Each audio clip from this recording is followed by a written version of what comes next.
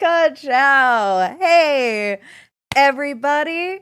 Welcome to episode 3 of Lost Across the Fence, a Coheed and Cambria inspired, Amory Wars specifically inspired campaign using the Cortex system. We are on episode 3 out of 4 tonight.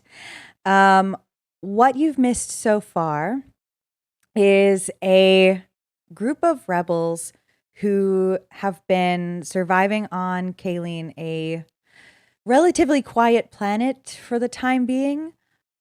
They have been surviving there at an outpost of their own making and have been joined recently by a newcomer. Since he has joined, he has met several of the people who are kind of, I suppose, at the top here, a ranking captain, that captain's second, 2 prize, a doctor, and a mechanic. And in our last session, they discovered that some of their inventory that they went had their last convoy out for did not come back with any of the supplies that they went for. And so they went back out to this military base to find it crawling with Red Army soldiers. They wound up getting caught, but also getting the supplies they need, defeating the soldiers that apprehended them, and getting out with some interesting supplies.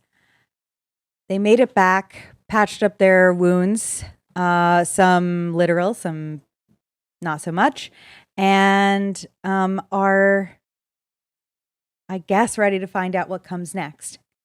So with that, I would like to introduce everybody to the amazing cast of Lost Across the Fence.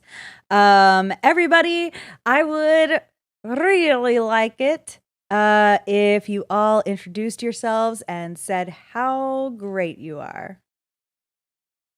Let's start with Wally. I'm gonna just popcorn it this time. Wow. Yeah. What's up, y'all? It's me, Wally, your favorite non-binary sign best friend on the internet, who will talk about his Lord and Savior Lightning McQueen to you if you ask him about it.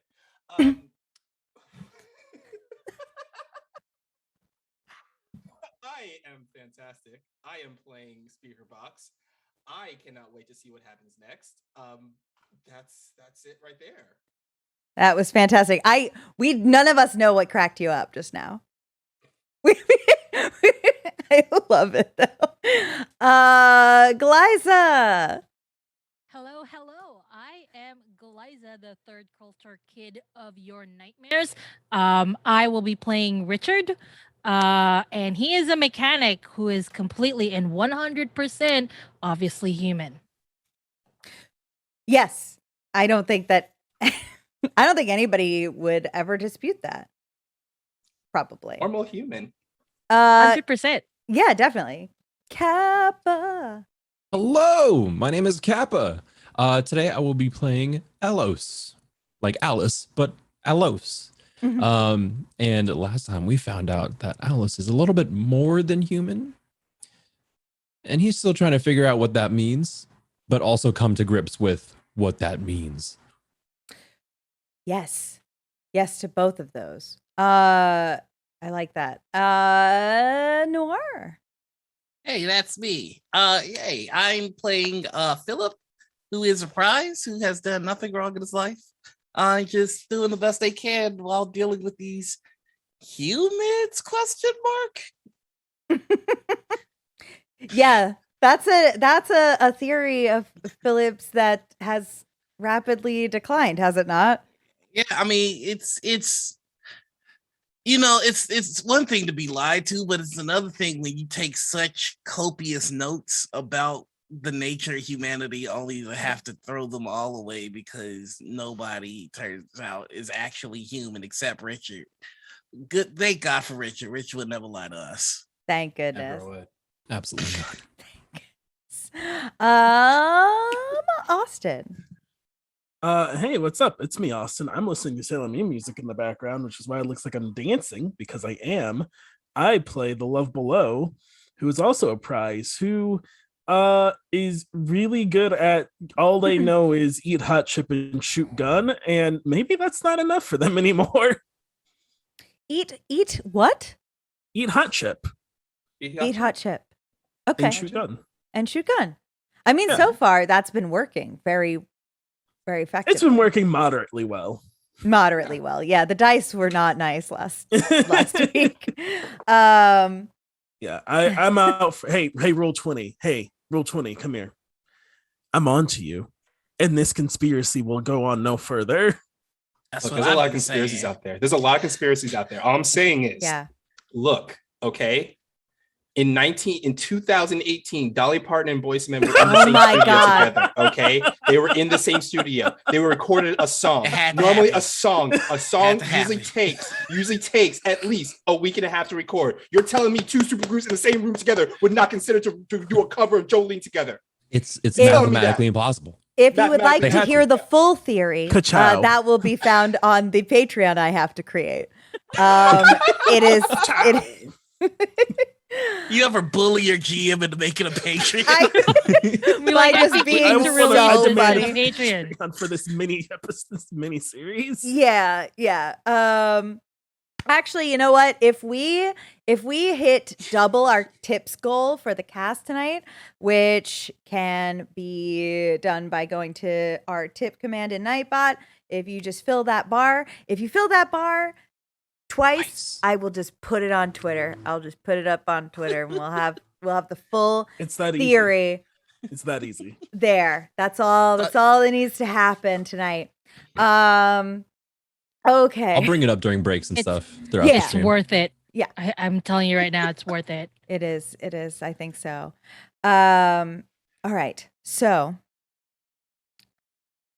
allow me to remind us where we are. We have gotten back to the bunker not terribly long ago.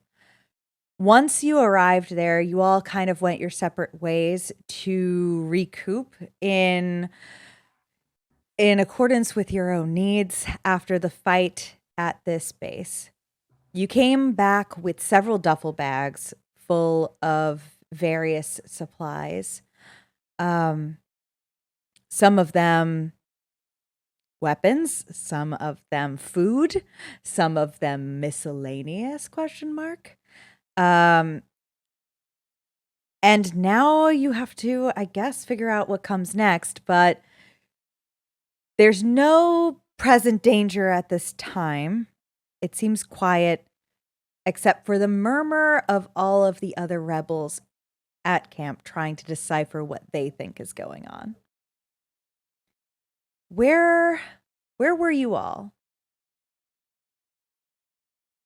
Had left a conversation with Philip to go work on Riptide, my gun. Mm-hmm. I don't know where I was gonna go for that. Probably somewhere alone in like the junkyard or whatever. Okay. Yeah, absolutely. In the junkyard, and this is the area where usually on late nights, Speaker Box has built like a sort of like tower of junk that they like to sit atop and meditate on. But there's also like a just a bunch of old garbage, broken down cars, things that you routinely use for parts and materials and stuff like that. And it's quiet enough for enough space out here that unless you start to hear any oncoming traffic, you can make a little noise out here. Okay. I would just put Riptide down and stare at it and be like, what's wrong with you? Riptide is like, I just keep saying big anime gun. Imagine like big anime sniper, viewers at home Mm-hmm. or wherever you are. And you see it kind of turn into like a pool of like Terminator goo. And then like reform, and it's you if you watch an anime, it looks like an anime sniper, but an anime sniper that's clearly an animal. What kind of animal? Anime sniper. Anime sniper Like, animal. Okay, good. yeah, it's like it looks like it's like a little like transformer bot. Okay, cool.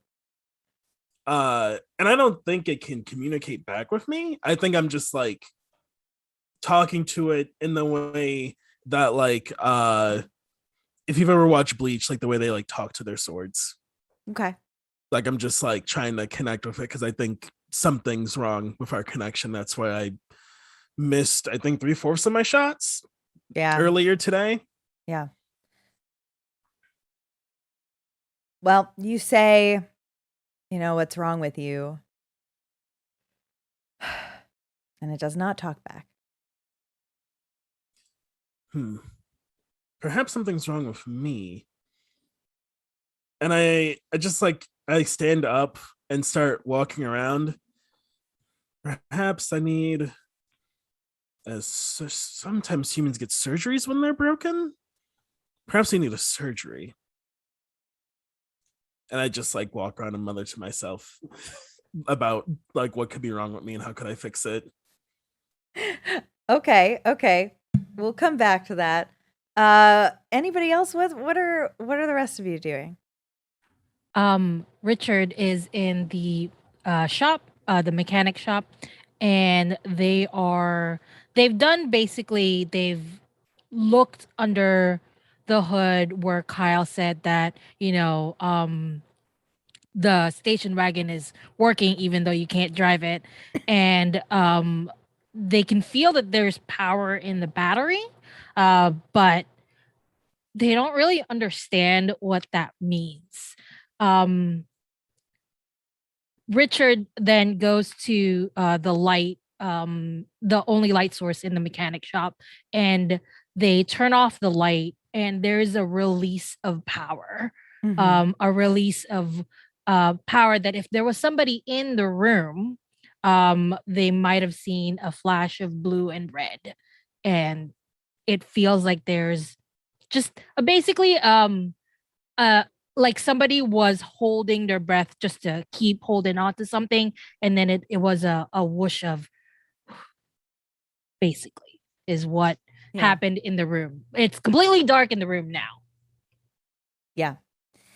And with that darkness, there's also that quiet, like the electricity is not buzzing all around you again. And it feels pretty empty for a few moments. Would you like to make any like attempt to try again or try to redo? What Richard does is they place their hand on the battery just to sort of try to feel what it's doing or where the power is coming from. Okay. I would like you to roll, make your special roll there for key work, and I'm going to say, what did we say? Technical engineering? I think we said technical engineering. Yeah. Got it. Okay. So that's a D12 plus a D6. Ooh, I got a 12 for my D12. So that's 14 plus 4 for my D6, which is 18. Whoa. Okay. Yeah, easy. So what happens now is you place your hand on the battery, and instead of knowing what makes this battery work or understanding where the positives and negatives of it connect to incite power and energy, you instead feel the absence of energy and fill it with energy. Ah. It becomes that simplistic to you. It lacks energy and you fill it. And as it fills, the battery begins to become hot and active, and the lights come on, and the engine starts, and the radio clicks on. And then just for a moment, you notice Richard start to become hazy.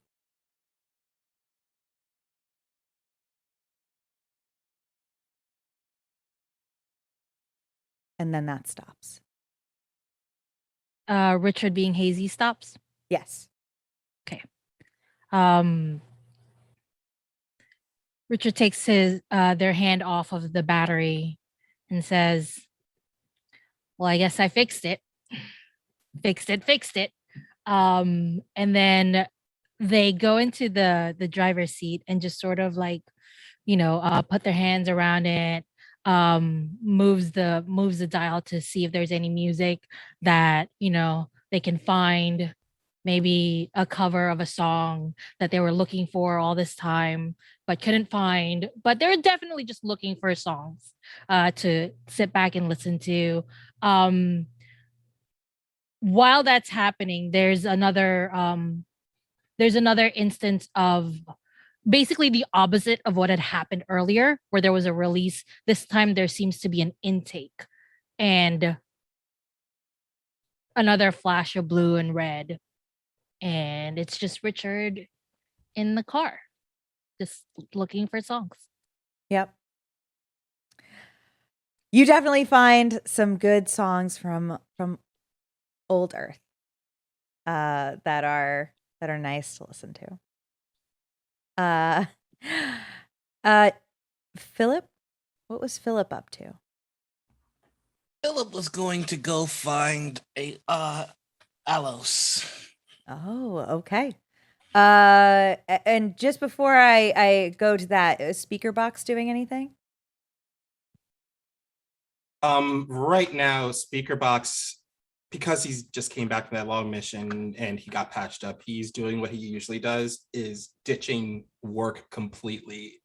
He doesn't have to fill out any reports for this. He snuck off to not the junkyard that Love Below went to, but he kind of went the long way around to it, so that he could have his moment of like not being around anyone, so he can just decompress from what he went through. Okay. I think Elijah knows the signs of that and will not follow. And lets you have your time alone. I don't know that Kyle respects that boundary. Kyle follows. He knows Kyle's going to follow him eventually. Yeah. Kyle has followed you out to the junkyard, kind of rolling about 10 feet behind you. What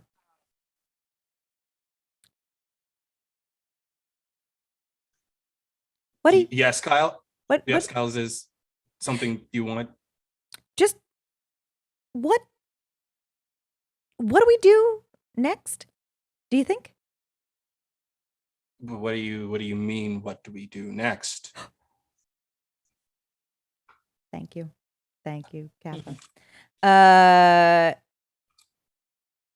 What do we do? Well, there's the Red Army, and you just came back. Yeah. What do we do? All right, listen, Kyle. I'm going to let you in on a little secret. And you can't let anyone else know about this, especially Eli. Majority of the time, I'm winging it. Okay. So with that look, you probably knew that already. Look, the Red Army is always going to be a threat to us, Kyle, no matter what happens.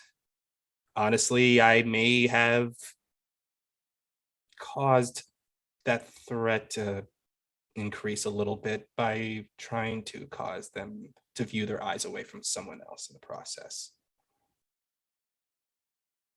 Okay, not sure what that means, but I feel like we should just, I don't know, we could just kill them all, right? Well, yes, we could kill them all. That is the easy solution. It's if we could, yes. I mean, we have the power. Well, I know I have the power to take them out. We have a lot of people on our side who, in their own ways, are capable and powerful enough that we could just go in there and take out a good sizable chunk of their army. If not, at least take down one base. The problem is when we do that, we're causing them to give them more reason to strengthen their forces and come after us. We have to be smart about it, Kyle. We can't just run in there, guns a-blazing, pointing at things left and right and just taking them out. As much as I want to do that, it's a lot of mistakes I made in the past show that it's best to be smart about things rather than just run in, half-cocked. Well, what if you're fully cocked? Because, and Kyle is going to open up a latch on the middle one of his robot circles, and a little mechanical wire with a tiny gun at the end of it is going to come out. He'll say, Speak about. I have been working out so much, and I'm absolutely ready to take them down. Speaker Box kneels down and leans down, looks at the little wires like, holy crap, Kyle, look at that definition. What have you been, what is your workout routine these days? You doing a 3x3 split? I go to the gym and I pick up, there's all these sticks. Right, I pick them up. Pick them up a bunch. All right, Kyle, I am really proud of the progress you've been making. It shows here that you've been working out really hard. I am just shocked that you've been, look at these gains. You're just straight up yoked, Kyle. Let me see you flex. He's being sincere too. I was going to ask, are you being He's sincere being or are you totally being sincere. sarcastic? He's being Because totally Kyle's sincere. a little bit look, I know I look like 3 circles stacked on top of each other and not much to mess with. But I am.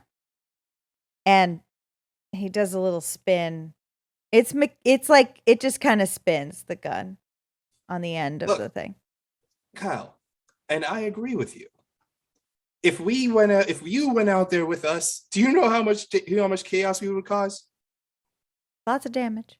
Exactly, lots of damage. Mm-hmm. Tons of damage. Yeah. Remember, we're trying to end a war by causing more damage. That's more of a cleanup effort, more work that we need to do just for restoration. We want to end things in a way that they can't bounce back from that.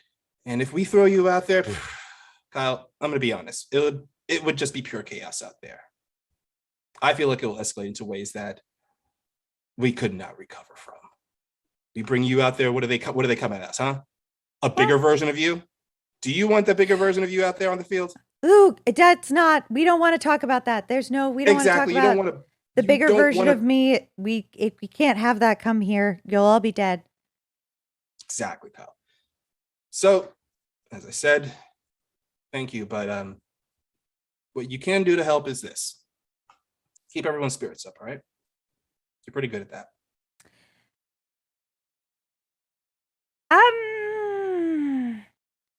You got it, boss. And he's gonna retract the little gun arm and wobble away. And he's gonna wobble actually over to the Love Below, because the Love Below, you were also out in the junkyard, correct? And wobbles his way over there. It's kind of like, yeah, and like, kind of like kicks a rock. Not kicks it because he doesn't have feet, but like bellies it with his little circle. I want to catch the rock. Yeah, I think you can do that. Oh, circle robot. I have a name. It's Kyle. Kyle. Yeah. Yes. Mm-hmm. It's not morning. What do you usually come in the morning when it's time to get up? But it's not morning now. No, I can't rest. I want us to kill everything. Rest? Yeah, I charge. I have a very limited battery life. Oh. Well, okay, what is it you need? I don't need anything. Oh. I'm fine. I could do anything. And the latch opens up and the little gun arm comes out. And he points it over at like different pieces of junk, not at you. Do you wish to spar to test your abilities? I don't want to shoot you. Oh, I don't think you would shoot me, but that's quaint. So you're just out here? That seems reckless. If you have a limited battery, someone could think you're drunk and you could die out here. I know when my battery's gonna die. I'll go inside. I just, I want to kill red soldiers so bad. We do shockingly little of that. Well, perhaps you should ask the commander for a new assignment. I just got a new assignment. Is it killing red soldiers? No, it is making everybody feel super good. That seems quite the opposite. Do you feel very good, the Love Below? Do I feel very good? No, I was just talking to Philip about that. I actually don't. Oh, well, mission started. What can I help with? Well, I guess similar to you, I was hoping to dispatch some humans, but I was unable to.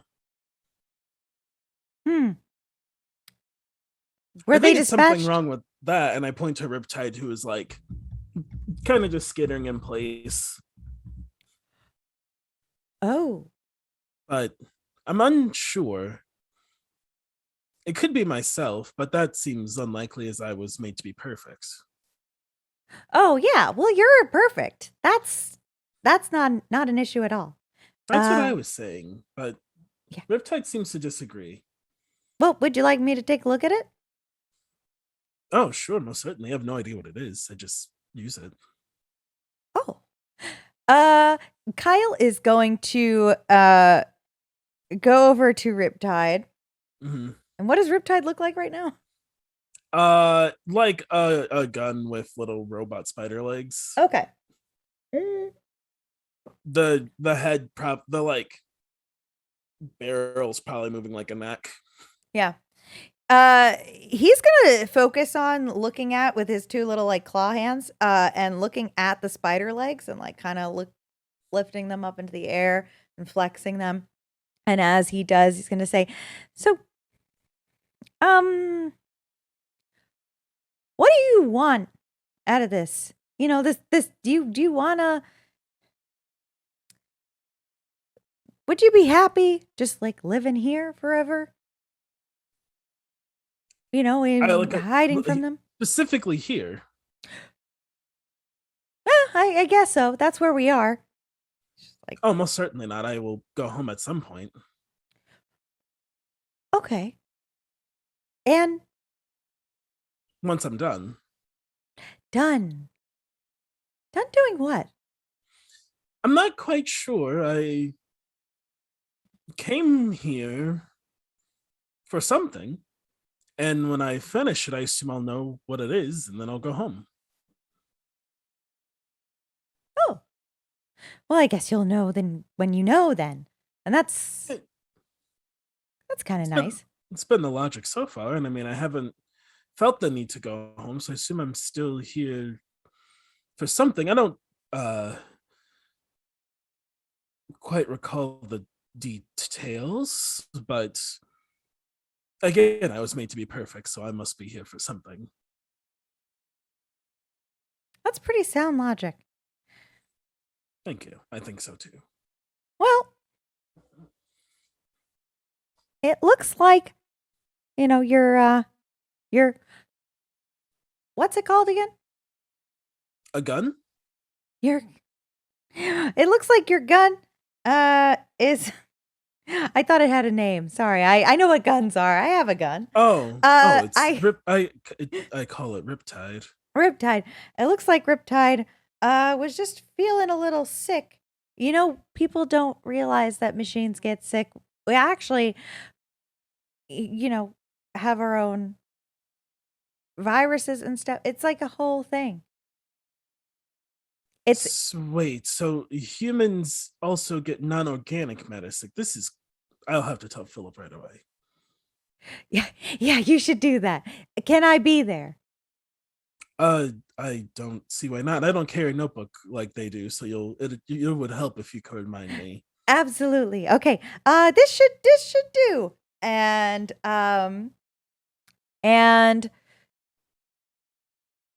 your gun has a single use of an additional D6 damage. Oh, sick. But Diana, what is Kyle's gun name though? What is Kyle's gun's name? If it helps, I haven't asked. I don't think I'll think to ask. That's fine.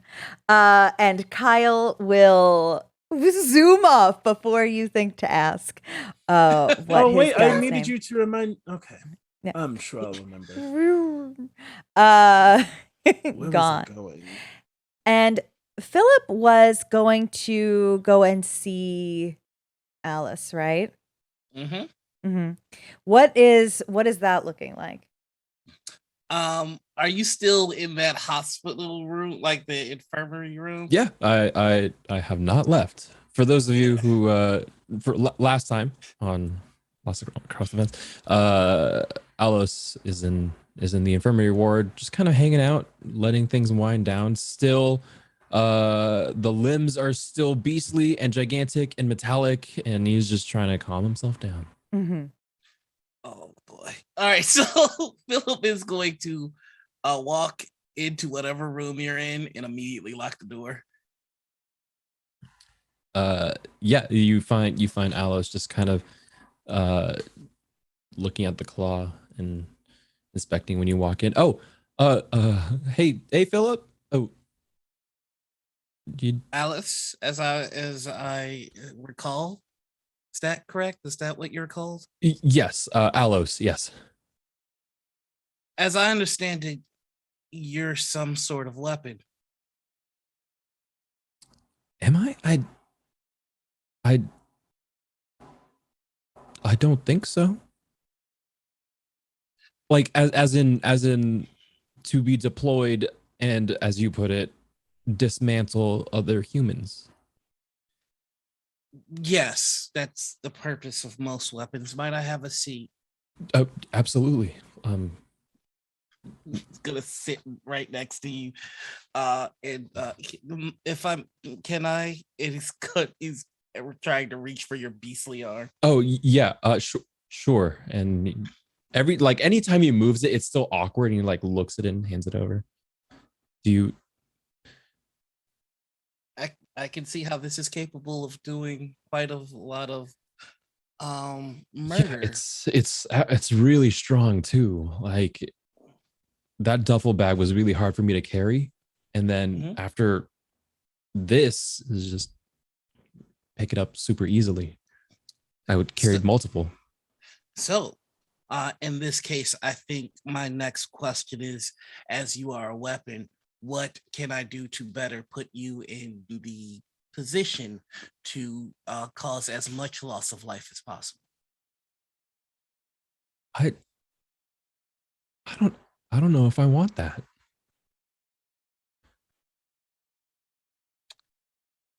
I don't understand. You call me this a kind of a weapon, something Yes. meant to do harm, but before this, before any of this, before even coming here, before discovering this, I was just a normal person with a job, with a place to live, friends. But you weren't, though. You were always this. You just didn't know it.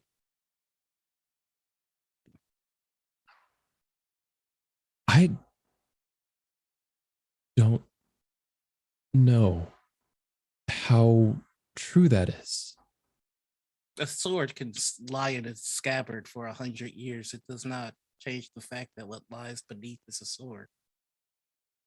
But I've been told that this is a virus. This is something that this is foreign. This is new. This has been introduced to me. I've watched humanity long enough to know that everything that they're afraid of, they consider foreign. You are a weapon, and I am a master of weapons. So, what can I do to best put you in a position to cause the most loss of life?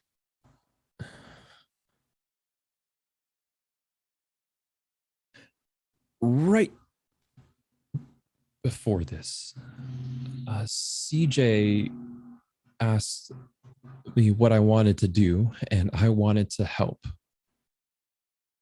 make this something that help bring knowledge to what this is, to help other people like me, other people with this virus, not have to go through the same fear. And what is it that you're afraid of?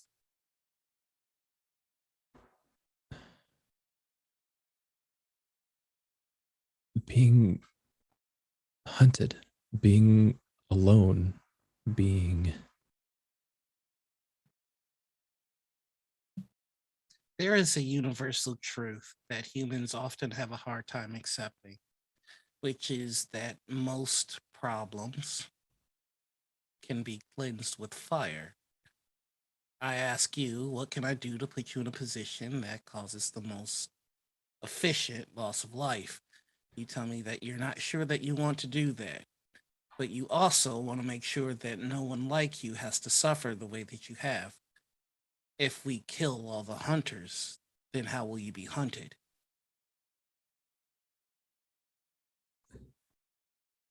Doesn't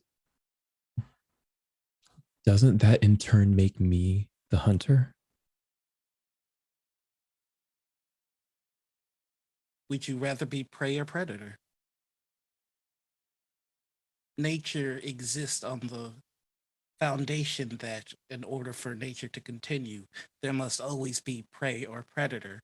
You have the rare choice of having someone that is well established at being a predator and making sure that my prey stays prey.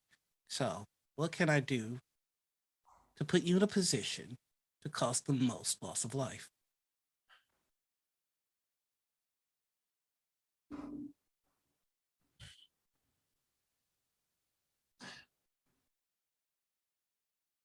Even if I could answer you, even if I knew,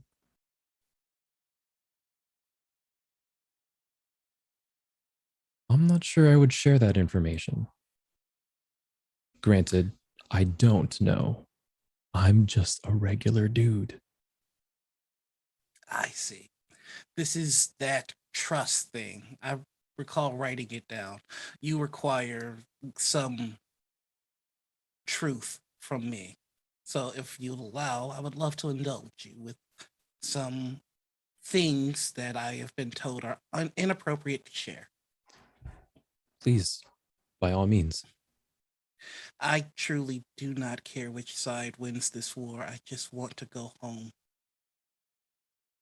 You seem to be a potent and a powerful weapon, and my brothers are losing their efficiency. My family has lost sight of the goal and have begun interfering in matters that are far beneath us. And every second that I spend here, I hate. I want to go home. My family is torn because the last words that our parent told us was rather conflicting. I will tell you the words that we heard directly from God and hope, and maybe your small perception of things could illuminate. We were told before he left, if man should decide to dabble in my affairs, then guardians must intervene. But should I come forth to change the face of man with you here to challenge, I shall return with the stars to destroy all I have made. Whether man or I present that danger will not be told in the coming. There are those of us that believe that we are charged to intervene for the sake of men. And then there are those of us that believe that to intervene puts us in direct opposition with our Father.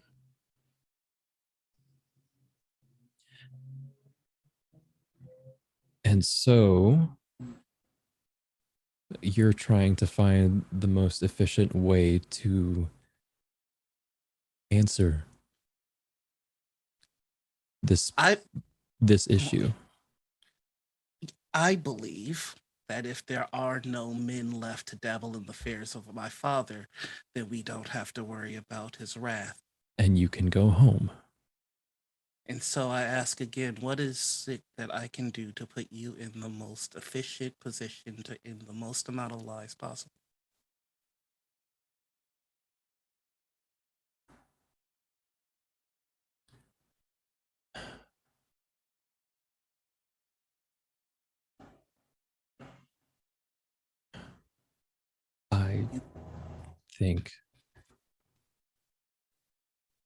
I think the answer here to this question, ending the most amount of lives possible, is not the question you should be asking. What should I be asking?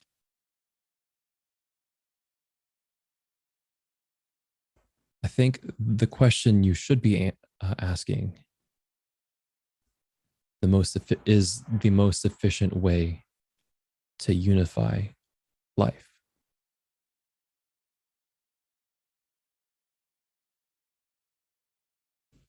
When you have watched things for as long as I have, you know the strengths and the limitations of this particular creation by our Father.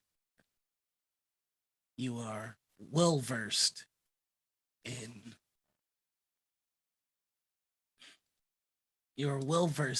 tactics. You are well versed in warfare. But unification, that is something that is consistently beyond the reach of humans.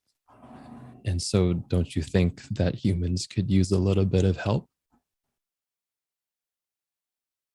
Perhaps from his guardians sent down? I am trying to help. Because all things are unified in death. It's the great equalizer. And it comes to us all. Naturally. Sometimes. Sometimes. At this moment, CJ kind of cracks back open the door and has peeked her head in, hearing some noise from the outside and seeing you. Alice, how are you still fully in your form? Yeah, I feel like I'm gonna be stuck in this for a while. Yeah.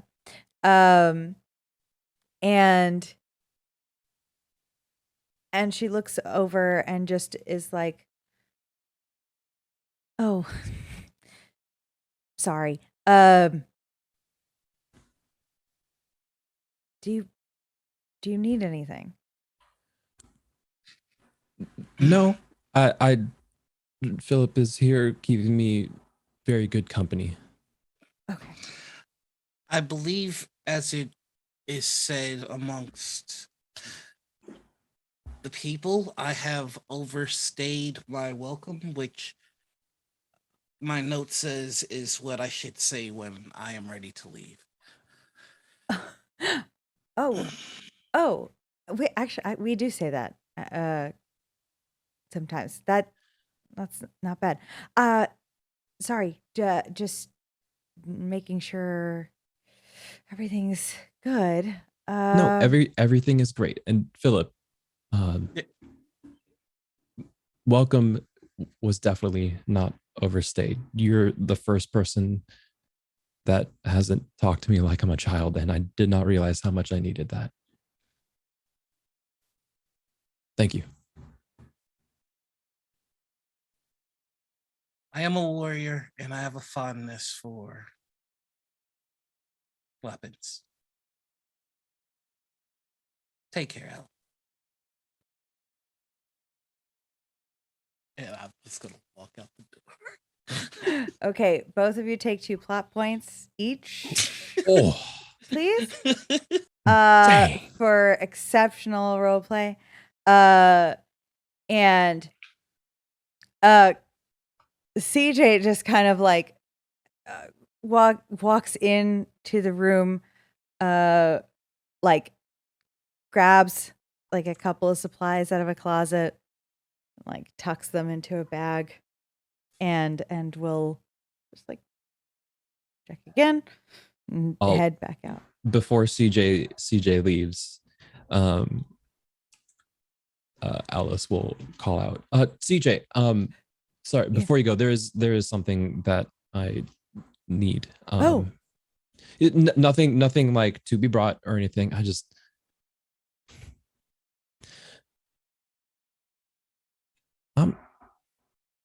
the virus is a virus, right?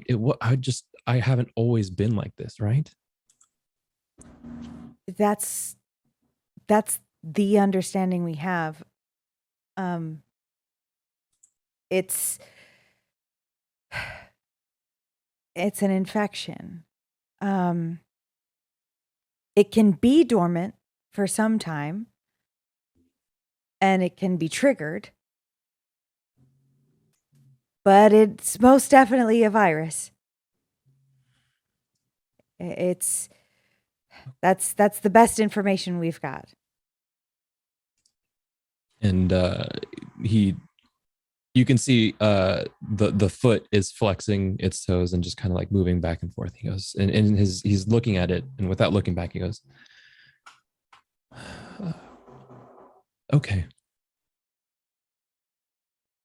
Thank you. Yeah, you got it. Any more questions? If I know it, you let me know. And she'll back on out of there. You all spend plenty of time in your space, as long as you want, really. You can pretty much spend the rest of the evening till you get tired enough to go to sleep, unless there's something else you want to do to finish out the night. I would like to actually speak to Alice if I can. Sure, please do. He's gonna head into like the infirmary where Alice is at, and like just does a knock on the door frame. It's like, you decent? Oh, yeah. Yes. I He speaker had. box. Hey, so congratulations. Did I You win made it. something? I mean, look, you survived your first mission. Congratulations. Oh, yay. Gotta applaud that. I mean, not many people can say that they survived the mission and not walk away with a single scratch. Yeah, no, I thought you were gonna say not many people can say that they survived their first mission. They just period. That's also really true. Uh, What I do want to know is, though, really, how you feeling? Honestly, I don't know why I'm so comfortable now as opposed to the first time this happened. The first time this happened, I mean, of course I was getting shot at, but that's kind of how this one started out.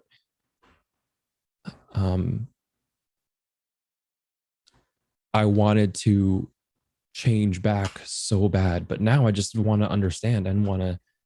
CJ was here and I wanted to help and give sort of everything that I could to make sure that whatever this is, we know as much as possible about it. So, I mean, I'm comfortable, but I'm uneasy that I am comfortable. Well,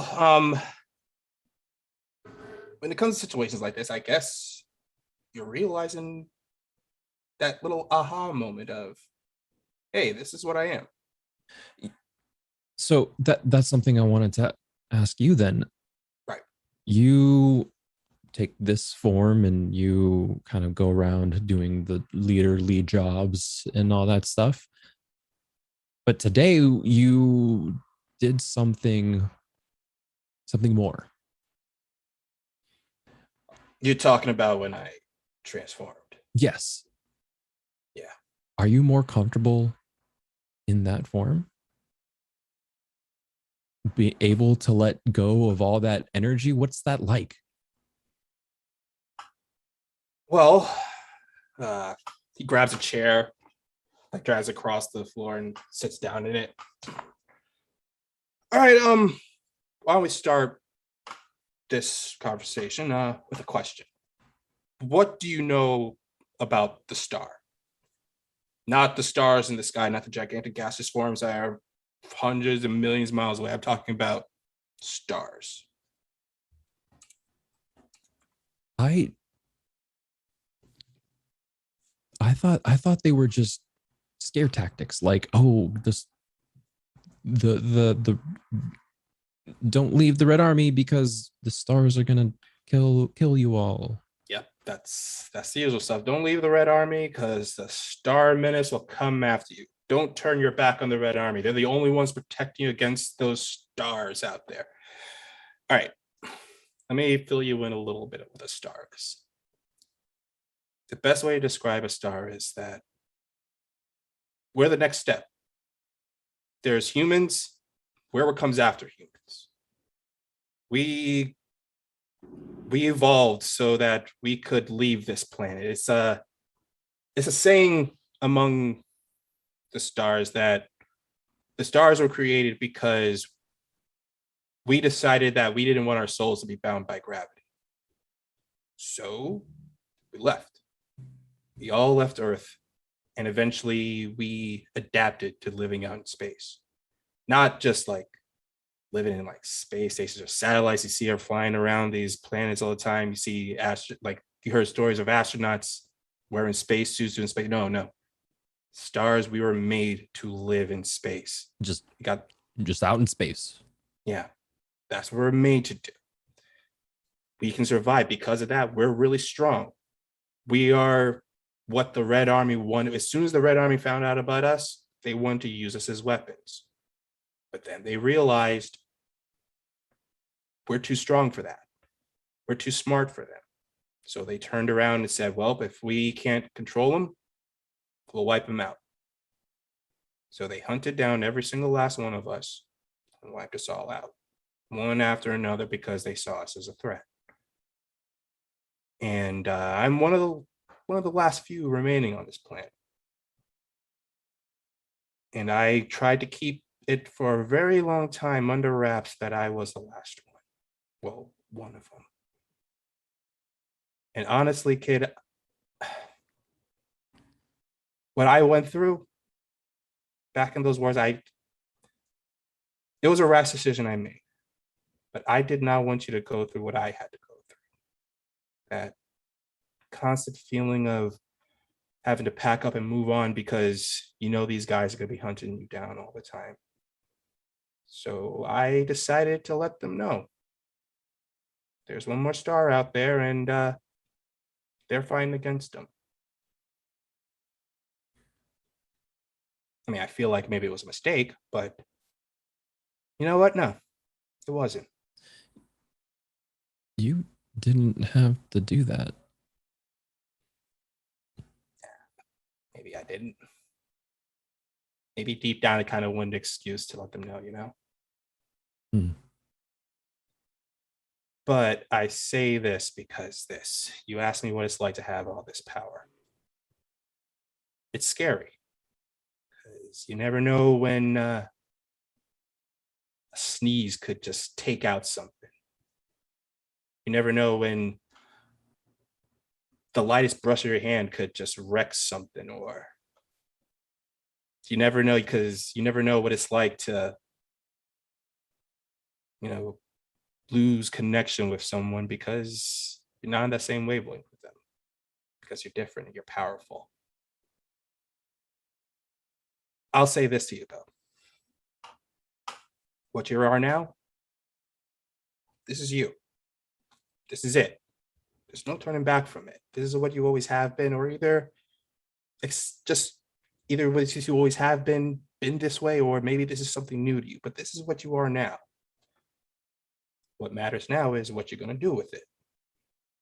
Either do something good, do something bad, or you can just sit around sitting on your hands all day and wondering, what can I do to help the effort, or what I could do? Because you never know, you don't have a lot of time left on this planet. None of us do. So I guess it's one of those moments that shake you to your core and say, hey, do I get up and do something, or I just sit idly by and just wait for something to happen to me? Because maybe I think the reason why you feel so comfortable with this transformation is the first time it happened to you. The second time, you let it happen.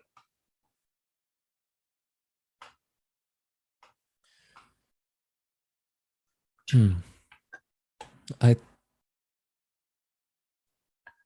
think I understand. I think I get it. You seemed to be scared of affecting the world around you.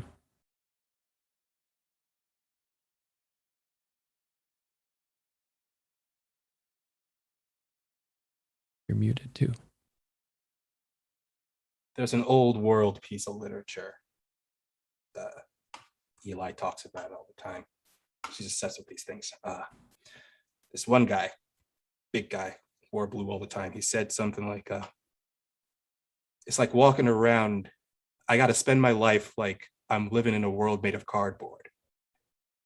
That the littlest thing I do could just wreck if I just wave my hand in the wrong way, I could just destroy everything around me. And every single day, I think about that. I think about like, what if something caused me just to let loose? What if something caused me just to use everything that's in me to go all out? I'm certain I can do a lot of damage. But it's like I told a little robot earlier. If I was the nuclear option, they would turn around and bring the nuclear option. Believe me, I want to go out there and just waste them all. I could. I know I can. But man, if I do that, who knows what they would do in retaliation? Because I could go out there with all this power that I have, and he transforms, and you see that swirling black hole inside of him. I have the power of a star inside of me. Not just any star, a dying star inside of me. When you're dying, you let loose a lot of stuff. So if I let loose all of this, who knows what I could do? And who knows what they'll throw back at us?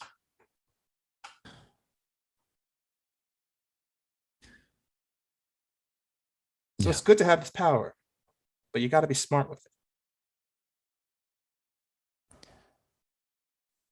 You got to be careful with this weapon. You want to look at it like that? Yeah. Okay. Okay. I honestly didn't realize how similar your whole deal, while on a magnitude scale of more power, is very similar to how I have viewed my experience these past few weeks.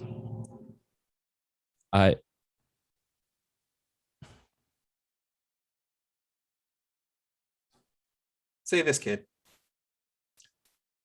You're going to see a lot of things that you thought you had moments where you felt you were alone. But now you're rolling with this crew. You're going to have a lot of people out there that you realize it's going to make you feel like you're not so alone. And as he's doing this, he's kind of like heading over to one of the hospital beds and dragging one of those separation things as he's like having this deep conversation. And he climbs onto the bed, and he then like grabs the divider.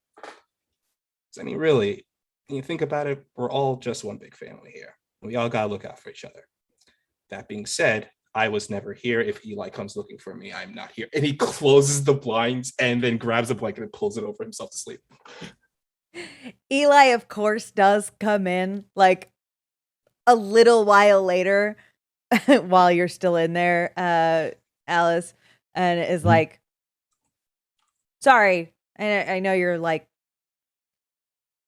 I don't know, resting, recharge, whatever you're doing. You haven't seen Speaker Box. Like you see Speaker Box peek out from underneath him. Yeah, it does that. Like today? Yes. No. I mean, I know you saw him today. I mean, like, has he been here recently? No. Okay. If he comes by, let him know I'd like to talk to him. Oh, sure. Yeah. Okay. Okay. All right. Thanks. Great. And then as soon as Elijah leaves, shuts the door, I'll go. Someone's looking for you. Who's looking for me? Was it Eli? I don't know. Because I gotta do the report. Are you in trouble? Is that what's going on? It's more like I've been ducking to do the report about the mission, and she's kind of a stickler to these things. She tries to stay on my back about it. Just, you get the idea. Yeah. I just really want to sleep. I don't want to do work right now. Paperwork is boring. And he pulls the blanket over his head. You're tired. Take a nap. Speaker Box, please take a plot point. It is getting late at this time. Does anybody else want to do anything else before we turn in and start anew? Philip? Yeah. I'll go find the love below. Okay. Always a pleasure. I can't stress enough that the love below forgot where they were going, and I was just wandering around. So I don't know where you find me. Yeah. I think I just bump into you in the hallway. Oh, Um, hello, Philip. Love below. How goes your difficulties with murder? Uh, the Kyle helped me with Riptide, and I think it'll work better now. I haven't tried it yet, obviously. Why not? Well, there's no one here to try it on. There are toilets. This is true. Um, Honestly, I was leaving the target area, and I don't remember where I was going. There was something Kyle wanted me to tell you, but I don't quite recall what it was. I don't take as good as notes as you do. I believe that all my notes are now invalid as the There's still the notes on Richard. true. I should probably stick closer to Richard. I would say so, but quite slippery. I don't know where Richard heads off to every evening. I'll start looking into that. I had some thoughts about what might be ailing you. Oh, lovely. I got done speaking with Alice, and I believe that you were correct that they are a weapon. Well, most certainly. But I believe that this is some sort of weapon human hybrid. Like the humans made these weapons. Correct. Oh, well, that seems unfortunate for Alos. I don't believe humans enjoy being made into things, if I recall correctly. No. And they don't enjoy being lifted without permission, though I still need to verify if that still holds true. You could try with Richard. I should. After my conversation with Alos, I found myself sharing. I have notes on trust, and I shared things. And this helped Alos with being a weapon. I don't know. I hope so. There seems to be some resistance to doing what a weapon is meant to do. Hmm. It's preposterous for something designed to end lives to not want to end as many as possible efficiently. Yeah, well, I've been doing some thinking as I wandered this junkyard, they call it, and I perhaps there's other ways to be a weapon. I don't understand. Well, The weapon's entire purpose is to end lives. true, but you can only analyze in defense instead of offense. This is not true. Surely, I remember when Father and the walls of Jericho and all that. Of course. And Sodom. Yes, but those were in defense. Sodom needed to be dealt with, and it was, but defensively to protect the other creations. I have thoughts on that.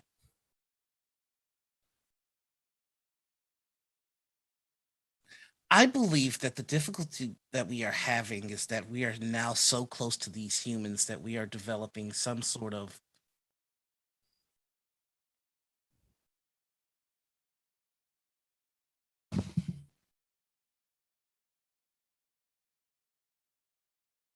not fondness because I hate them. Hmm. Perhaps a empathy? Perhaps, though I don't care what happens to them. But it seems I- something is sticking with you. Understanding. I think I understand them a bit more. And this seems wrong to you. It seems to be a distraction. And I believe that this is the same distraction that's causing you the ailments that you're suffering. It could be right. I was concerned about one of my bullets hitting the human Alos, or who I believe to be the human speaker box at the time. So you hesitated? I don't want harm to befall them while I'm here. I feel responsible. I feel less responsible now, knowing Speaker Box could end this silly war and we could go home. That's the other thing that doesn't make sense about these people.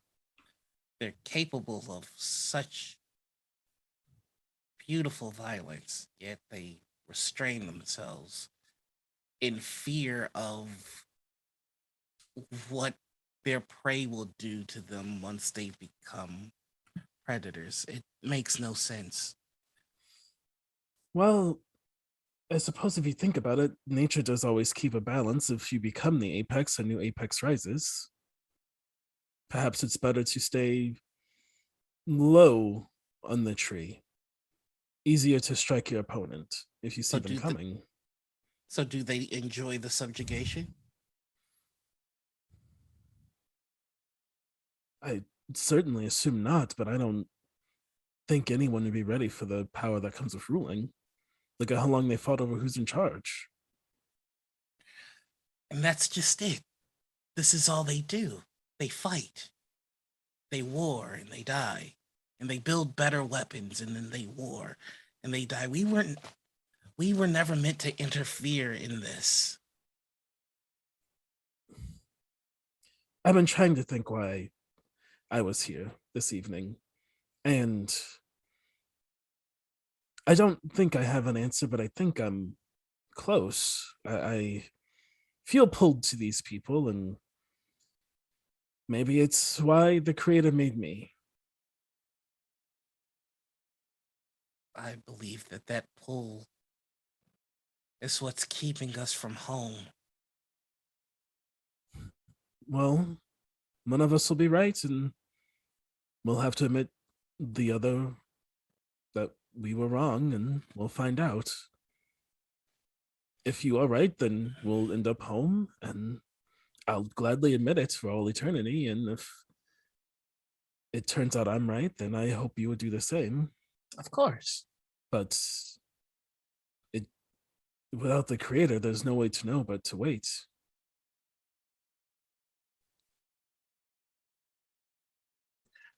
I still don't think that these creatures are worth it. I don't have something better to do. I tried the card game. It was quite insufferable.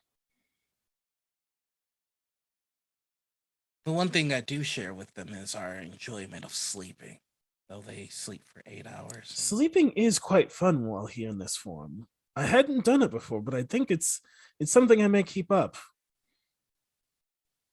I slept all the time in heaven. Oh, I never slept. Well, I wish you nothing but the best in terms of your aim and your abilities. And I hope you're able to improve your notes and find Richard. I will keep Richard under my sight all day and all night. Well, rest well. You as well. Below, please take a plot point as well. Thank you. I'm literally just gonna stand outside of Richard's door all night. You are. I was gonna ask because Richard, you were still in the shop working on the cars. Do you at any point come back inside and find your way to the bunks? Or? I was actually going to ask if it was possible as they were talking. So, in the hallway, Richard was actually listening. Like, if that's possible, like. As they were walking to their room, they noticed that the two were talking, and they listened to the conversation. Is that Is that possible, or would they have to have heard me or something just because? I would say that let's actually say that you hear Not all of it. not all of that's it, okay. but Yeah. just maybe the tail end of that conversation. Right. As they're walking past, though, how aware of your surroundings do you feel like you are, the Love Below and Philip? I'm at like a -4, so Okay. All right, so the Philip Love Below is- would not. Philip, what about you? Philip is always on edge. On so, edge. like, and like looking for something to take note of. So, they would be keenly aware of the environment. All right, so I would like then for Philip to give just a simple alertness perception. Roll, Alrighty. just to see. All right. My alertness is a D10, and I rolled a 10, and it was alertness. And what now? Perception. Perception. What's my perception? Is it any good or is it dog shit? There it is. It's a D4. It's not great. But it's a 3, so 13 total. Okay. Really, the bullying of Roll20 worked, everybody. Yeah, we really bullied Roll20 into rolling That's well. I knew it. So Richard, you hear just the tail end of that conversation. Mhm. And as they are walking by, the Love Below like veers off and pays no mind to you. And Philip turns the corner and sees you standing there. Okay. So, Philip, what you see is Richard just standing there, and they're rigid. They look upset at whatever, at something. There's a storm in their face. If that makes any sense, they are very upset at something. Philip sees this and goes, "Hello, Richard. I'll be watching you now." Richard looks back and says, uncharacteristically, did I say that right? Whatever. I don't know. I'm not from America. No, you're good.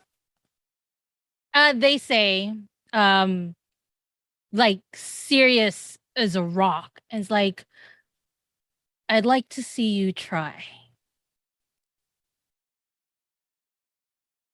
I don't understand. Is this a challenge, or is this one of those turn of phrases? You can say it has a double meaning of sorts. Double meaning. 1 second. He takes out his notebook. Double meaning. I would like to see you try. All right. I understand. Here he goes. I'm watching you now, and you can see me doing it. I think I'm doing it successfully so far. Is this to your satisfaction? Oh, Philip, you are so observant of everything around you. And yet, like everyone else around you, you don't see something until it's too late. You are saying a lot of things that don't make sense.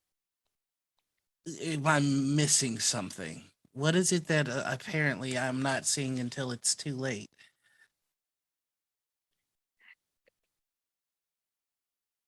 Richard takes a deep breath and says, forget it. And just sort of walks away. And then looks back at Philip again. Following. I can't wait. I cannot wait. Do you need help waiting?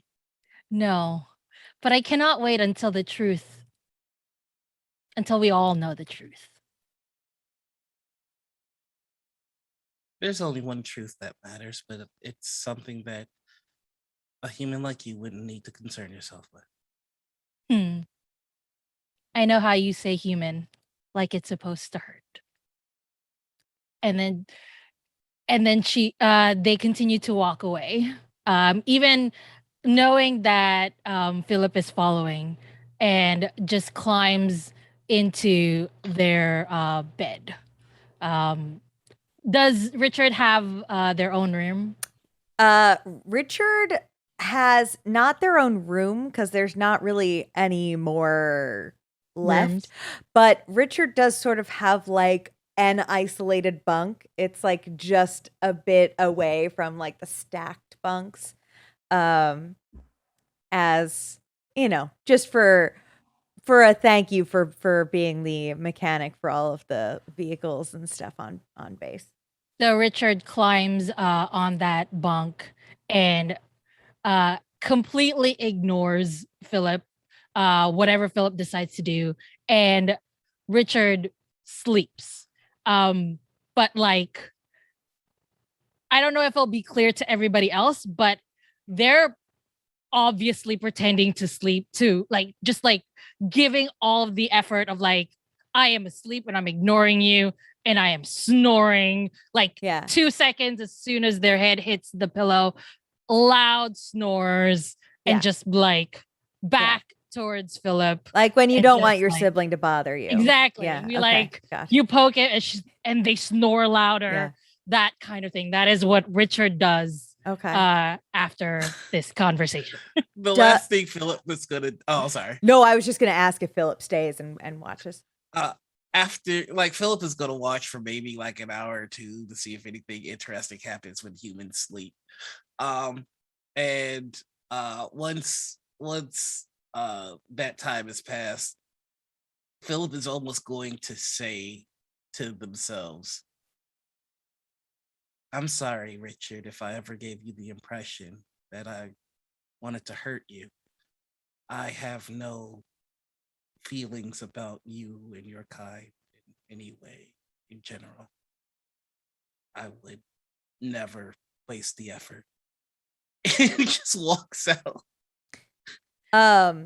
Richard hears that because they only fall asleep.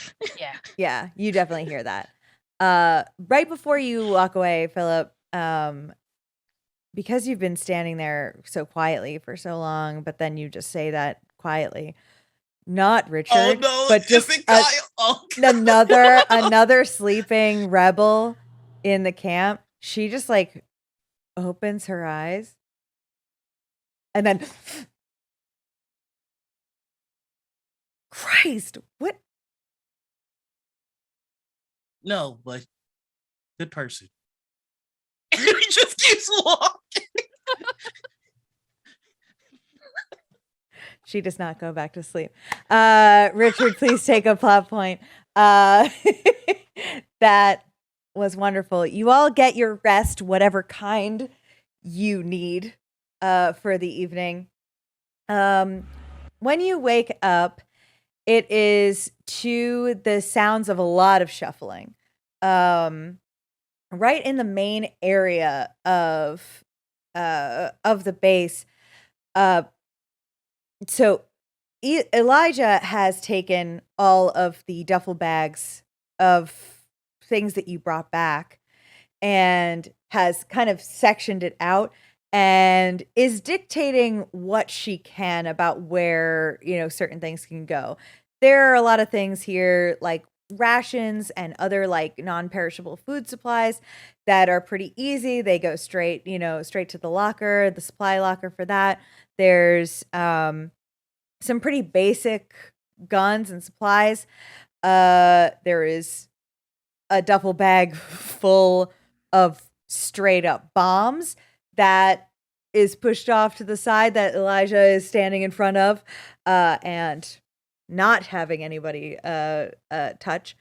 And a couple of other things here. And she's just sort of dictating where things can go when you all enter the room. And when you do, they are very relieved. It's like, oh, good. I hope everybody is feeling good, rested. Please. Speaker walks in the room as the last person that walks in, and he's just yawning.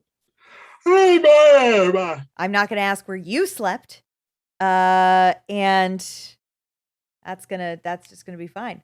But where should we? What do we do? What are these bombs? They are bombs. They're bombs. Weapons. They're really powerful. Richard remembers how strong the force field had to be to contain it. One of these things can do a lot of damage. Very efficient. Pretty Well, efficient bombs. I'm very glad that we liberated them. Then, what should we? Where can we store them? Wherever our enemies are, so that our enemies will no longer be there. That You is seem to be doing good in the bag. my goal too. Absolutely, 100%. That's the end solution. I think it's more of a where are we going to keep them for the time being? Yeah. I point at the bag they're currently in. Isn't that? They seem to be contained. All right, we'll figure it out. How do they? I can operate? keep it in the shop if you guys want. There's a station wagon there that nobody uses. Just keep it there, Yes. for storage. I don't know why, but a station wagon full of bombs does sound very good to me. I like it. Yeah. Yes, I agree. Doesn't seem intuitive how they work though. I don't see a pin. I did accidentally kick one and nothing happened. Thank God.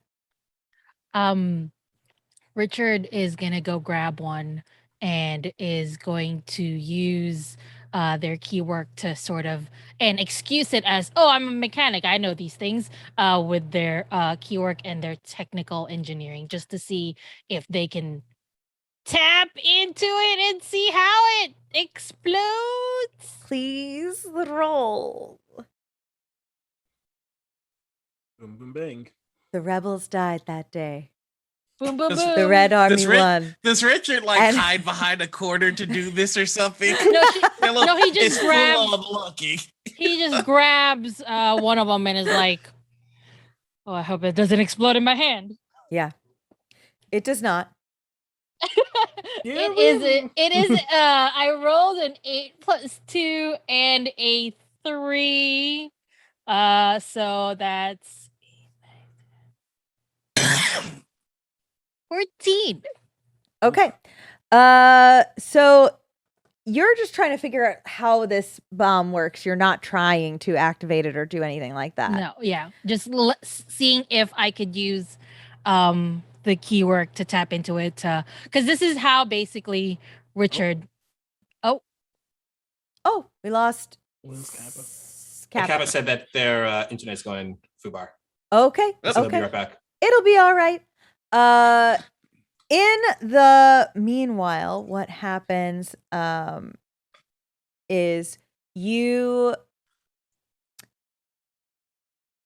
see instead of that like zooming out, you sort of see like a cut section of this thing as one half of the bomb becomes invisible or hazy to you, and you're peering into the other solid side, and you see a mess of wires and gritty, grainy chemicals.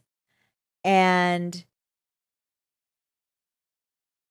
what you also see is a tiny little microchip, which to you is definitely not like most bombs.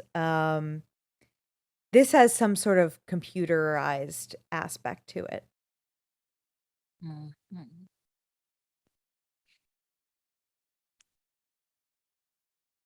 I think there's something in here that you have to activate. From what I'm seeing, it looks. I've as a mechanic of of a lot of experience. There's something in here that will activate it, and it will go explode. Um, it doesn't just explode if you kick it or shoot at it. Um, there's definitely something in it that will. Did we make sure we got everything in that in the locker? Yeah, you definitely you emptied it out. And so I look into the bags and see if there's like a sort of a remote or a switch, anything like that in the bag packed away. The Apple Watch. I was gonna say, have I seen anything in the military propaganda that I've been raised on that would give a clue? So yes. You in your military propaganda, the closest thing that this is reminding you of is commercials and missives that have gone out praising new military advantages that will allow us to defeat rebel armies and attacking armies without us needing to put citizens in danger. So we could just do it far away by remote access.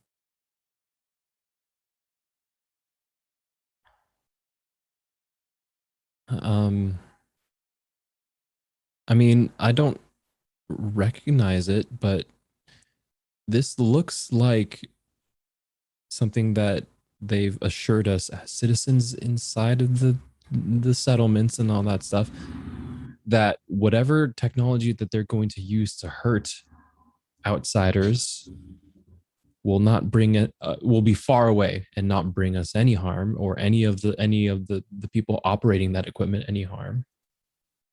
I think it's meant to be, I think these bombs are meant to be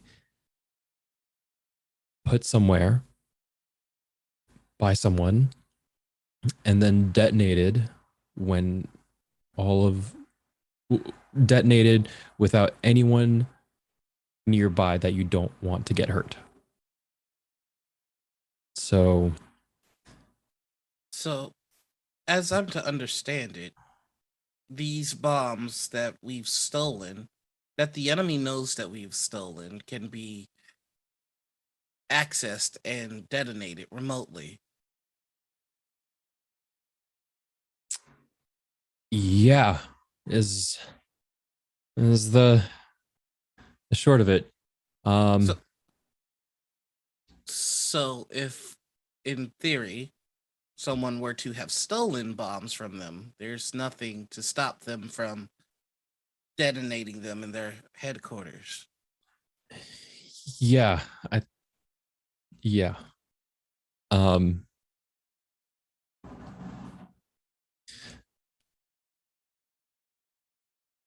But we don't know if they have the detonator. Is there anything that looks like the bombs? I'm wearing an Apple Watch belt. I was gonna. It was the Love Blow who has it, right? Okay, you have it clipped onto your belt. Someone told me it was the belt. Is it not a belt? Is it a watch? It's like a.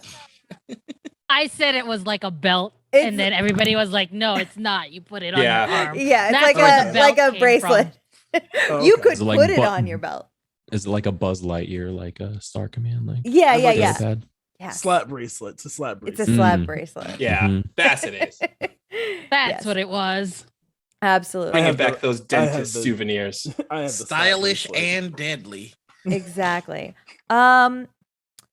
It's hard to tell. It doesn't look like a detonator. I mean, all the detonators in the movies look like, big red buttons, but it is the only other thing you found in there, and it's certainly not like everything else. Looks like a little computer, maybe. Richard laughs and looks at Philip. Why don't you lick it? Why would I do that? No, I look at Philip and say, why Oh. don't you lick it? Okay. No, because he licked the computer before at the. Oh, that's right. right. I Oh, was yeah. like, that is Mhm. a strange. No, I was there. Yeah. I would like to lick the detonator and use my special ability. It's the a moment of clarity, a moment of certainty. So I would like to understand how this works after I lick it. Okay, absolutely. So, for your moment of certainty, you'll roll your keywork, your Mm-hmm. D10. Yeet. Ooh, not great. And then a moment of certainty is a D12 for me. it's a D12, and then I'm gonna have you add your scientific expertise or technical engineering. It could be whichever of those you prefer. Oh, technical engineering, that's a D6. I'll take it. Yeet. All right, so that is going to be 14. Okay. 14. All right, so you lick the small computer. And you just by the motion of licking it notice that there is a button on it. I think I understand how this works now. By licking it. Yeah, yes. It worked last time. I thought it might work again this time. Can I see the detonator, please? Gonna just put it on. I think this button. It's just like my gun.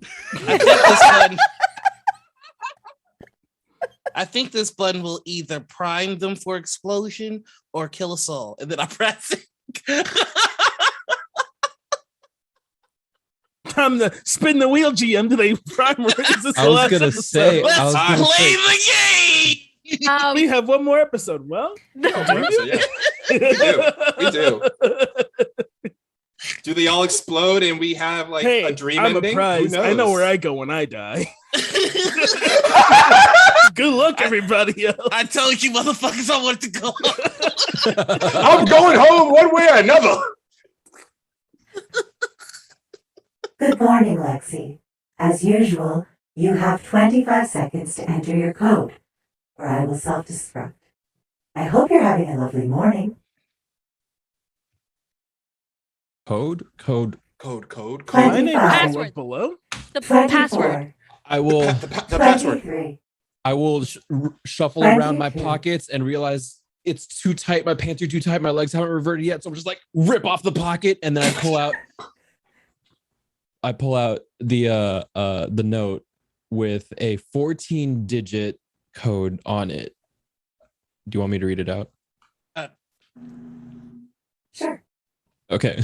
Did the robot voice say Yeah, I that? go, sure, yeah. Like, okay. I'll input L1SE 3S10H11 asterisk K1. 5. Oh, good morning, Lexi. My name is Love Below. I say out loud. And my name is Philip. I don't believe any humans here named. Is anyone here Lexi? There are many lies told. One of you could be lying about your name. No. Lexi is not here. Oh. I Well, was mistaken. that's okay. I believe you were made by a human, so you must be full of mistakes. What does Lexi look like?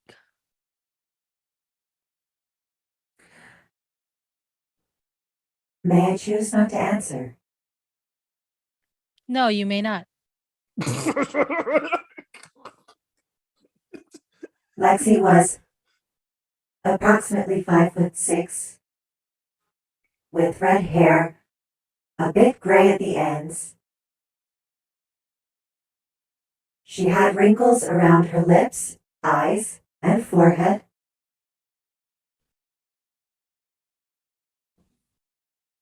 And she often wore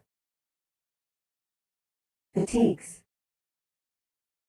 Do you have a voice recording of Lexi? No,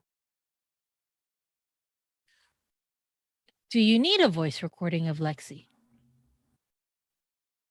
no. Excuse me, scary datapad person. What is your purpose? I was designed as a companion. How can you tell that Lexi is not here? Because I monitor her vital signs. If I may, I believe that we're all getting very distracted because of a human that we don't know, and it's most likely from the sounds of it, very dead. Can you please explain to us how to use these bombs?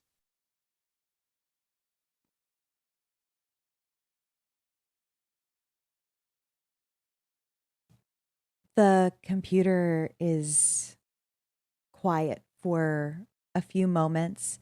And if you look down at the screen, you will see a sort of spinning gear in the corner for a few seconds. It's loading. Okay. My apologies. What should I call you? Philip. Philip. You've ascertained the bombs. This is good. I have to assume from the surroundings that you are not with the Red Army? No. This is good.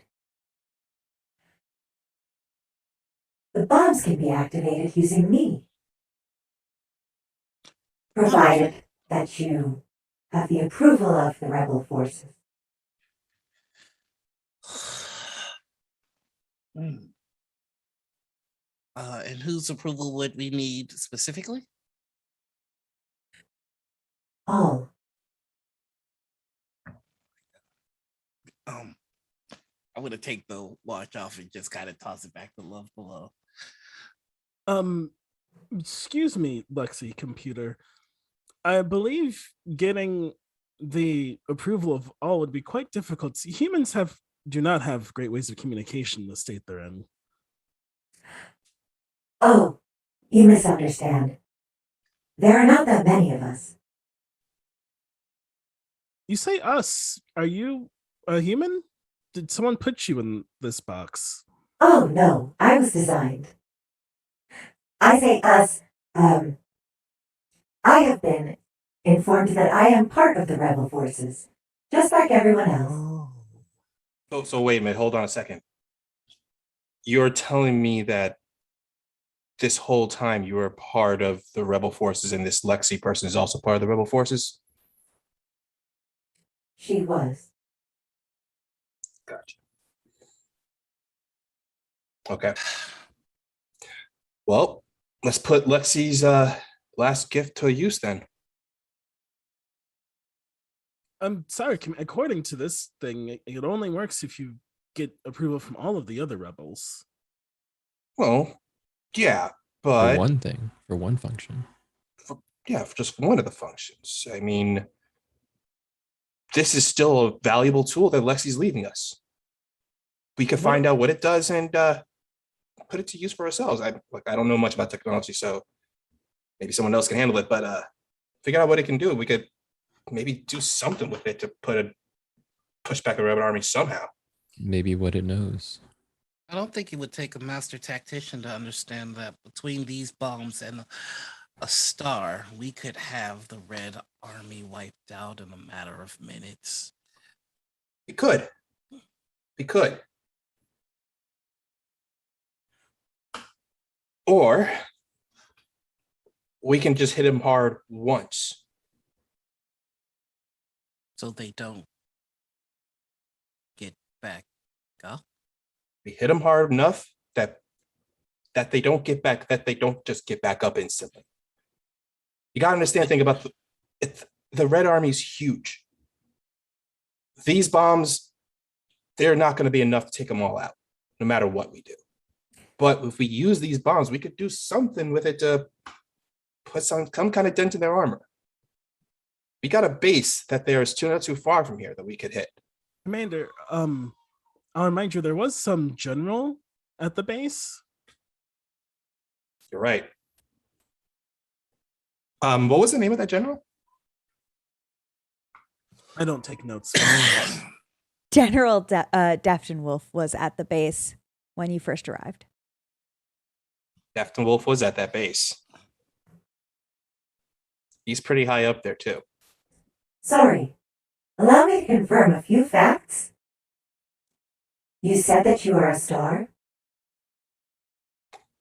Yep, I am. This is not a human metaphor. You mean factually that you are a star? That's what I said. It's factually I am a star, as in a star, not in a metaphorical sense, not in the actual definition of a gaseous form far away in space. No, I'm what people on this planet call a star. My readings detect that I am still on Kaleen. Star, where have you been? That's a long story. The most I could say is that after the last big battle, I went into hiding. Oh, Proud of it, but yeah. that explains why you do not know. Know what? You said Defton Wolf is on Kaleen, correct? Right? This is not good. Do you not know about the others? What about them? Well, there's a large army forming. Not anywhere close to here, unfortunately. But it's growing.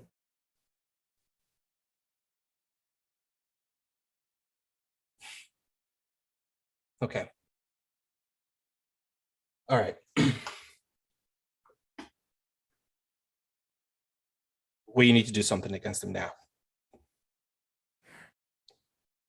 What do you have? I got point bombs. at it. We got bombs. We got 2 price.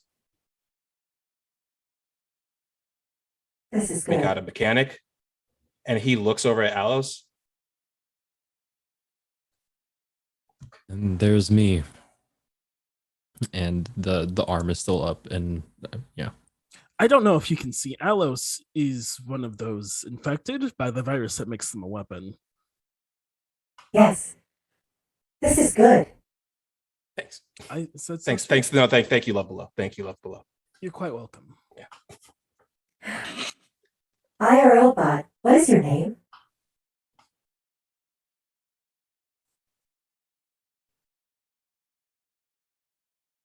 Are you looking for Kevin? Kevin is a robot. Sorry, IRL bot. I don't know how else to address you. Is it talking to me? Or Yes. maybe it's looking for Kyle. I am talking to you. Wait, an IR robot? Yes. I'm not. I'm Alos. What do you mean by IRO bot? The virus, those infected. That is what they are. So I've always been this way. Since you have been infected, I have not known you long enough to know when you were infected. Okay. I am unsure. I do know that your heart rate is quite high, Yeah. but you will be Yeah. all right. You think? Yes, your You're levels are not dangerous at this time. looking around at first of all speaker box and then over at Philip. Speaker box puts a hand on Alice's shoulder. Remember what we said. Yeah. It's just a lot to take in. I know. Just remember what we said. Cardboard. Okay. There was a mechanic? No, not. There isn't a mechanic. Like I said. No, I believe Richard is in Yes, Richard, standing right there. Well, it's like I said, guys. We got a star, we got an iRobot, and we got 3 price. Wait, no, we have 2 prizes. All right, 2 prize, Richard the human mechanic, and Alos the IR robot, which is very helpful, Alos. I'm very glad we have a word for you. Yeah. Sure. Same, I guess. Richard looks at speaker box and says, "Do you think now is the time?" Honestly, this is the best time to do it. Okay. And then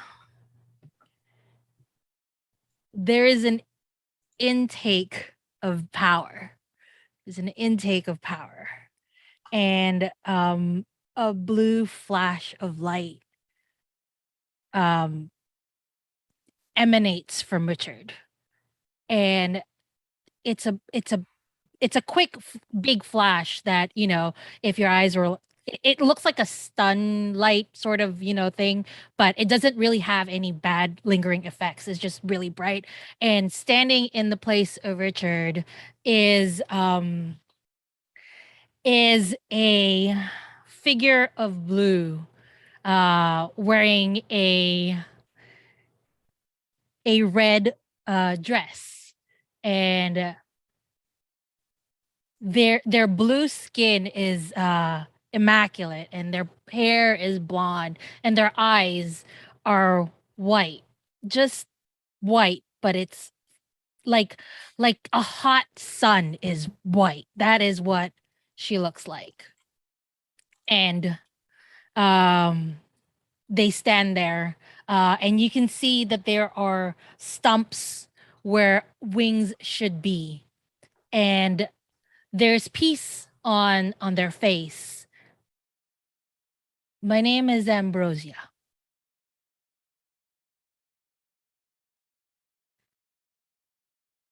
Sister, why would you lie to us? And I gesture to Philip. I wanted to know where you stood in regards to this fight. I know where Philip stands, but I have been on this earth for a very long time, fighting with speaker box. It is my sister. choice. Please say that again. It shows, sister. I kind of look at the two of them. I feel animosity among our family here, but surely we are all on the same side.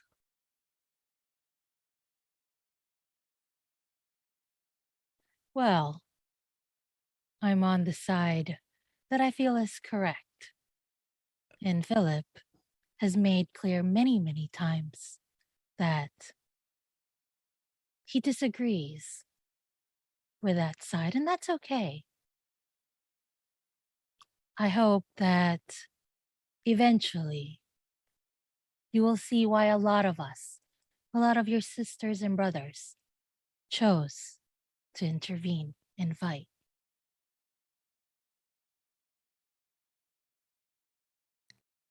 there is just a look of unbridled rage in Philip's eyes right now. Ambrosia, Hello. hello.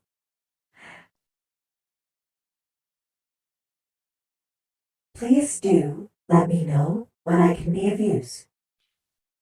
I am very sure that the rest of the rebels would like to hear from you soon. Of course. And Let me. I think that's where we'll call it. Okay, I was just gonna,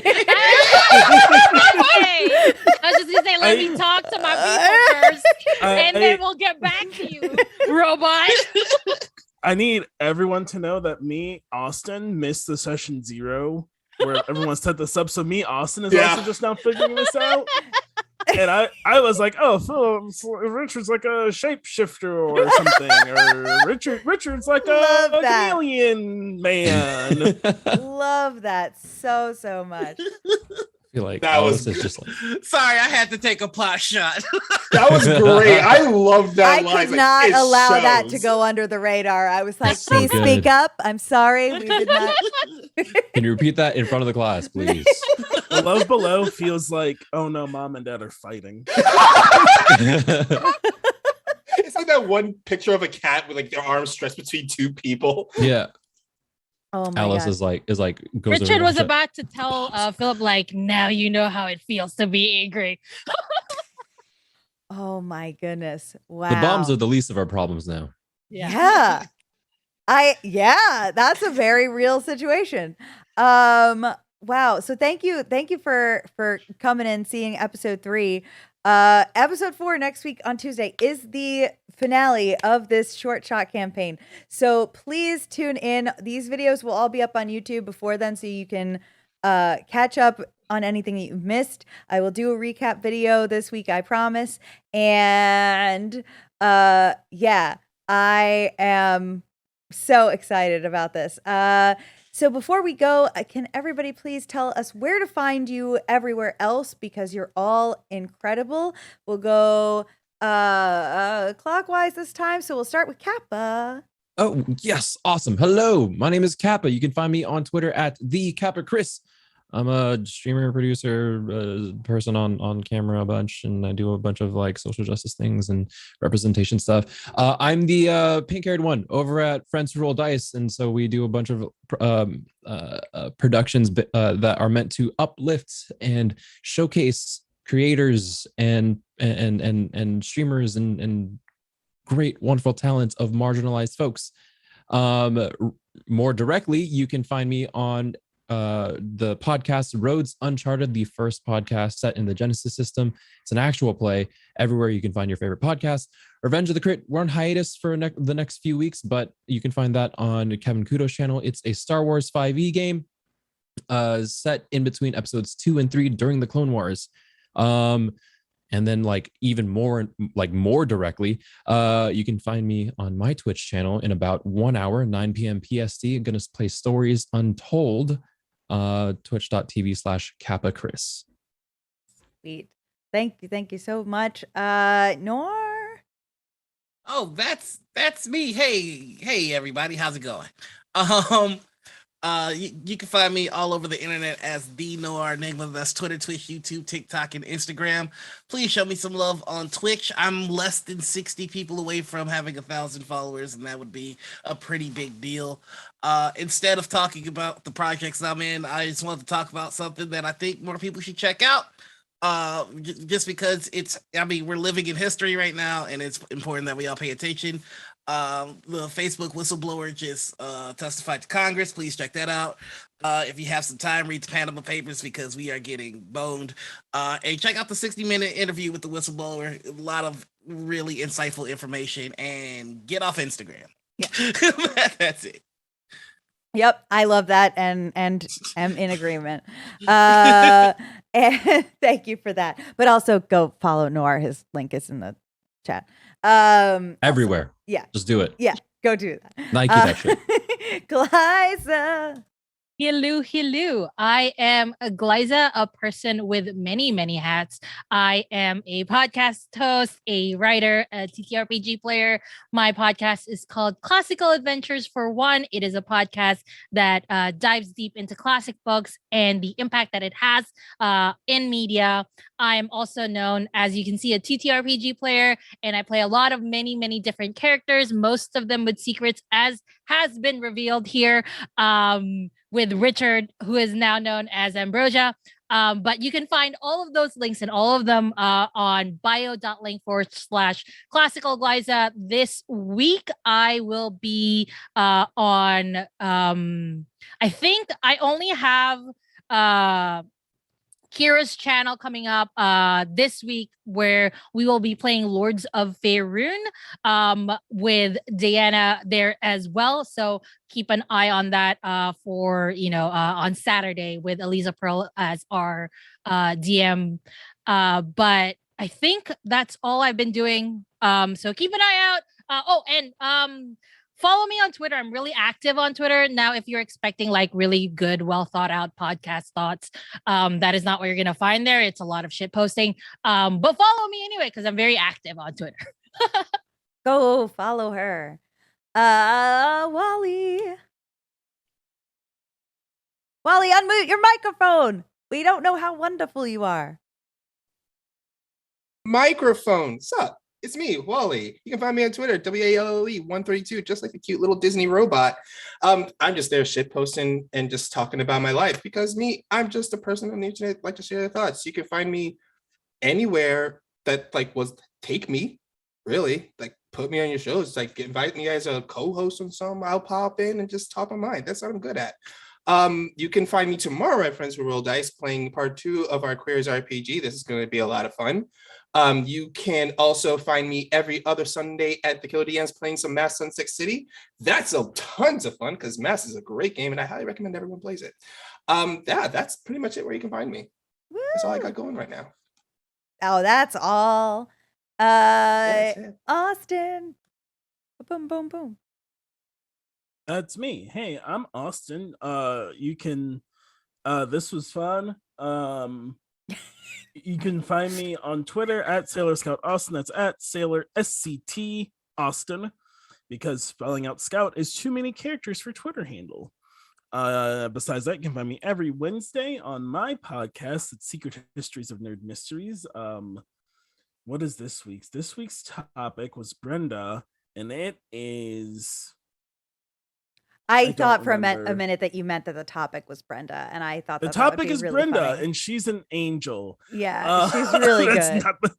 I thought I what it missed is. something about like Brenda in pop culture, and I'm like, is this an American thing? What is happening? The topic is the Muppet 3D ride, because Brenda wanted to link back to the Labyrinth talk I had with Diana and their co-hosts last week. So if you like Muppets and Muppet 3D and Jim Henson, and just how weird that ride is, listen to me talk about it tomorrow. Are you talking about the ride or the stage show? The ride stage show. Oh, okay, yeah. Hey, if you're confused, listen to Secret Histories and Nerd Mysteries. Yes, please find out more anywhere you get podcasts. Find out what in the heck is happening. Technically, the episode drops in like 4 hours. It drops technically at midnight West Coast American time. But I don't post about it until I wake up on the East Coast in the AM time here. Besides that, you can find me on Friends Who Rolls Dice on Mondays, eventually, when I get back. And you'll see me other places when it gets announced. Or when you invite me. Or on Twitter.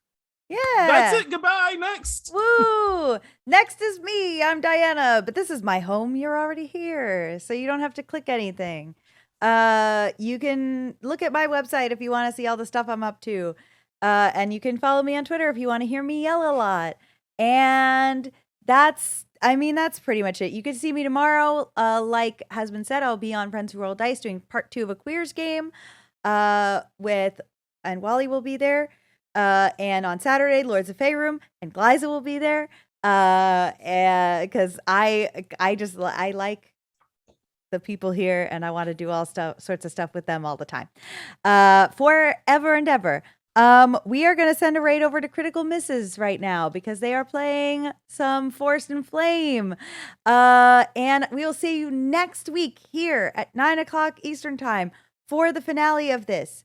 Or I will know and I will come for you, but I won't. You can also just watch the VODs. But I'll come for you. But Austin is coming for you.